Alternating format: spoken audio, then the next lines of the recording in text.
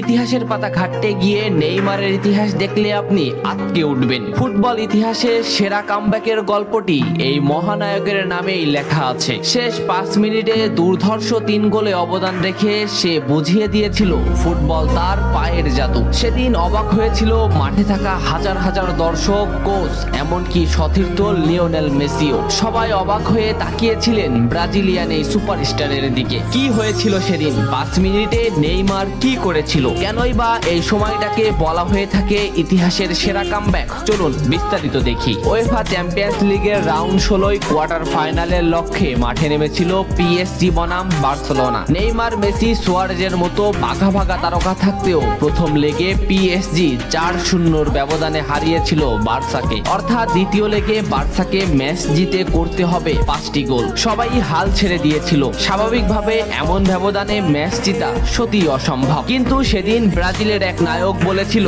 এটা সম্ভব, আমরা এটা করে দেখাবো। যেভাবেই হোক না কেন আমরা দলকে ম্যাচ জেতাতে চাই। 2017 সালের 8 মার্চ অনুষ্ঠিত হয় এই ম্যাচের দ্বিতীয় লেগ। ম্যাচের শুরু থেকেই ক্ষিপ্ততা আর দক্ষতা দেখাতে শুরু করেন নেইমার। এই ম্যাচে যেন আবির্ভাব হয় কোনো এক নতুন নেইমারের। এই নেইমারকে তো কেউ চেনে না। ম্যাচের 3 মিনিটেই লুইস সুয়ারেজ পেয়ে যায় প্রথম গোলের দেখা। এরপর নেইমারের ক্ষিপ্ততায় একের পর এক আক্রমণ সাজাতে থাকে বার্সা। এদিন যেন নেইমারকে কোনোভাবেই আটকাতে পারছিল না পিএসজি। নেইমারকে আটকাতে একের পর এক ফাউলই বেছে নিয়েছিল তারা। ম্যাচের 40 মিনিটে লেভিনের আত্মঘাতী গোলে বার্সা পায় দ্বিতীয় গোলের দেখা। ম্যাচের 50 মিনিটে ক্ষিপ্ত থাকা নেইমারকে ডি বক্সের ভিতর ফাউল করে ফেলে দেওয়া হয়। এতে বার্সা পেয়ে যায় পেনাল্টিতে গোল করে দলকে এগিয়ে নেন লিওনেল মেসি। তবে যেমনটা ভাবছিলেন এই ম্যাচের গল্প ফুটবল বিধাতা তেমন ভাবে লেখেননি। 62 মিনিটে বার্সার কফিনে শেষ প্যারাটা পুড়ে দেন এডিনসন কাভানি। এতেই স্তব্ধ হয়ে যায় ক্যাম্প নু।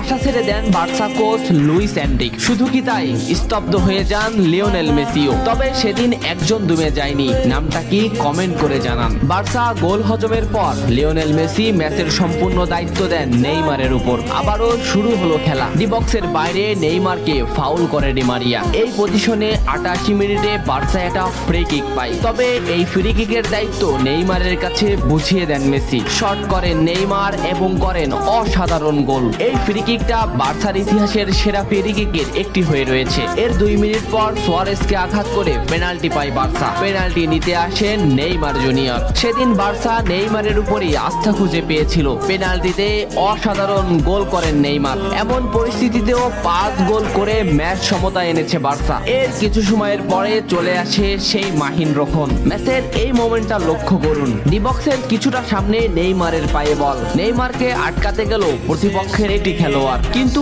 নেইমার শর্ট মোমেন্ট নিয়েও শট না করে বলটির সামনে আগালেন। এই মোমেন্টটা লক্ষ্য করুন। নেইমার একবার গোলের দিকে তাকালেন। এতেই সে বুঝে ফেলেছে কোথায় বলটি দিতে হবে। নেইমার শট নিলেন। আপনি সাধারণ চোখে এটাকে একটা শট দেখলেও এটা হলো সেই শট যা লিখেছিল ইতিহাসের সেরা কামব্যাকের অধ্যায়। নেইমার এমন ভাবে শটটি নিয়েছিলেন যাতে রবের্তো শুধু পা লাগিয়ে গোল করেছিলেন। শেষ 5 মিনিটে সেরা 3টি গোলে অবদান রেখে সেদিন ইতিহাসের সেরা কামব্যাকের নায়ক হয়েছিলেন ব্রাজিলিয়ান এই সুপারস্টার। সবাই যেখানে স্তব্ধ হয়ে গিয়েছিল, নেইমার সেখান থেকেই শুরু করেছিলেন। নেইমার বুঝিয়ে দিয়েছিলেন নিজের দৌড়ত্ব।